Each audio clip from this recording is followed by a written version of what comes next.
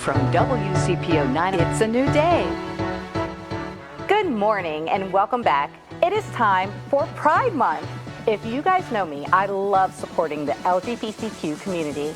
My favorite thing about Pride Month is seeing all the other allies and supporters that come out for a huge Pride parade and the festival.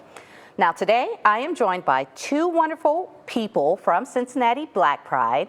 Please join me in welcoming Ron Clemons, Chair of the Program Committee, and Jeremy Tyler, the Treasurer. Welcome to the show, guys. Thank you so much for coming. Well, thank you for having us. Thank you for having us. Well, tell me a little history about Cincinnati Black Pride. How did it all get started? Well, Cincinnati Black Pride this iteration of it has been around for about 7 years. Prior to that, we had two gentlemen here, Doug Cooper Spencer and Greg Cooper Spencer, who did what they called the Eyes Open Festival, which was an art celebration. It invited Black queer artists to come to Cincinnati, writers, photographers, actors, and put on workshops. It was over at the Aronoff, and it was a big deal. And then they moved on. They had to stop doing it because it got expensive. Yeah. And they were funding it out of their own pocket. Oh, wow. And they moved to New York. Okay. And so it kind of went to the wayside for a couple years, and then Tim M. West moved back to Cincinnati. And I can't remember, where was Tim M. before he came back to Cincinnati? I think California, or either New York or California. Okay. He was not here. Yeah. So he moved back to Cincinnati, and he decided it was a good idea to start it up again and call it Cincinnati Black Pride. Okay. And so we've been up and running since then. Awesome. Now, how did you guys get involved in Cincinnati Black Pride? Well, I've been in Cincinnati for a long time. Yeah. I moved here after college, and it was an opportunity for me because we've never really had. I was a part of the Eyes Open Festival, but I've never been involved in a Black-centered gay organization in Cincinnati in the entire time that I've been here. So I wanted to jump on that opportunity just because I think it's important for us to be seen, Absolutely. Us to be active. And I think it's important for other people who are just coming out to see other people of I'm going to say African-American people, Black people, Yeah. Involved in activities. And it's a way for me, at least, to be able to have a safe space for people who understand what my experience of being a Black queer man is like. Absolutely. And why did you get involved, Jeremy? Well, I moved here, it'll be 4 years in July. Yeah. I came from Chicago, and when moving here, I was just meeting new people, trying to find a sense of community, and I ended up meeting Tim M as well as some others, and they told me about what goes on with Cincinnati Black Pride. Yeah. I remember one instance, a road trip to Dayton with Ron, and it was Tim M and another member of the board, and just the brotherhood and friendship that was within the car.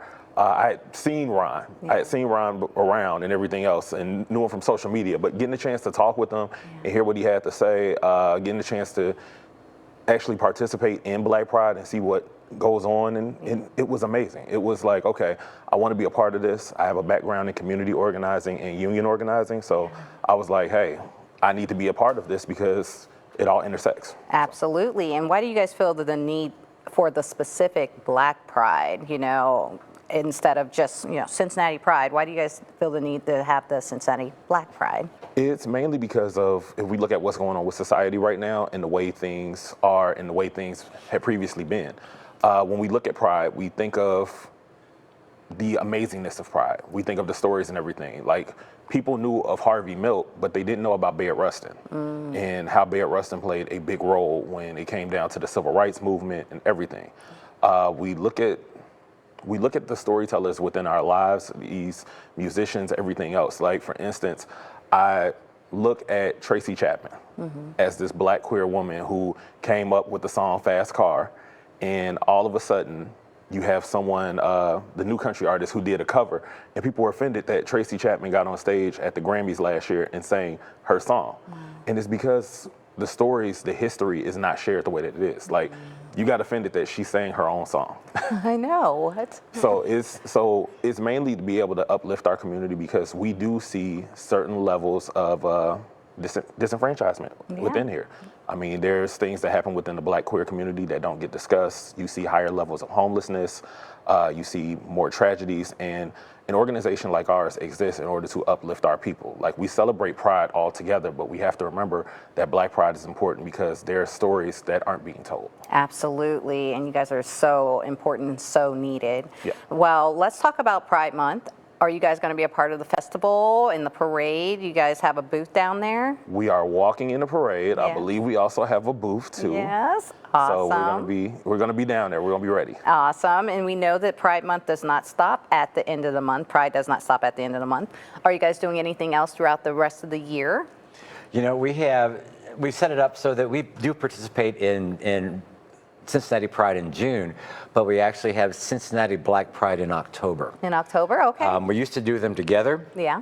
But we were kind of getting lost in the shuffle. I mean, and that's understandable because Pride does a lot of stuff. Absolutely. And so sometimes you have to take some of the offerings off the table to be able to be fair to people and make sure that people are able to attend the things they want to attend. So we moved ours to October. Okay. October of 2024 was the first year that we did that, so we're going to do that again this year. Nice. So we have events planned for Cincinnati Pride, but we also have events planned for Cincinnati Black Pride. Awesome. Like Jeremy said, we're going to be in the parade. We have a booth. Are we doing a town hall for Cincinnati Pride? Yes, for Cincinnati Pride this year, we're actually looking at doing a town hall with folks in our community who participate in the arts. So that's folks who are doing spoken word, folks who have written books.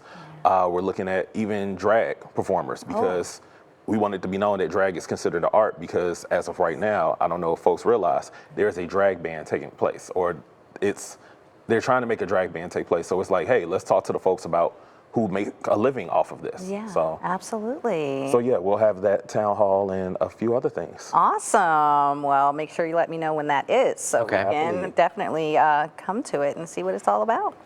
All right, so do you guys all need any volunteers or any donations, and how can people get involved with you all? We are always looking for volunteers, and we're always looking for donations, and particularly since a lot of the funding has been drying up because of the trying to erase DEI and things like that, and people not willing to stand their ground. And that's really kind of disappointing, but we have to kind of go with what we're given and work with that. So yes, we are looking for volunteers and just some new blood. And when I say it that way, I think that it's important that we really build a multi-generational coalition. Yes. People in my generation have a certain set of skills because some of the stuff that is around now, it wasn't around when I was in my 20s and 30s. And so we created it as we went along. And so this generation, current generation, has the opportunity to experience those things, but they're also probably going to be a generation that these things are going to be taken away from them. So being able to, well, all of us, I mean, I keep saying them, it's like I'm still here too, so we're all going to be losing that. But I think being able to help people navigate those waters, because they're going to get choppier.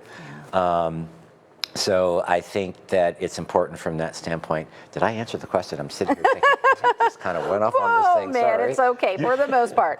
But just let us know, what is your guys' website and where people can come and find you? www.cincinnatiblackpride.com. All right. And you guys have Facebook and Instagram? We have Facebook, we have Instagram. I'll let him do the Instagram. It's Cincy Black Pride on Instagram, and it's Cincinnati Black Pride on Facebook. Well, thank you guys so much for coming to the show. I really appreciated this conversation, and I look forward to seeing you guys out and about in the community.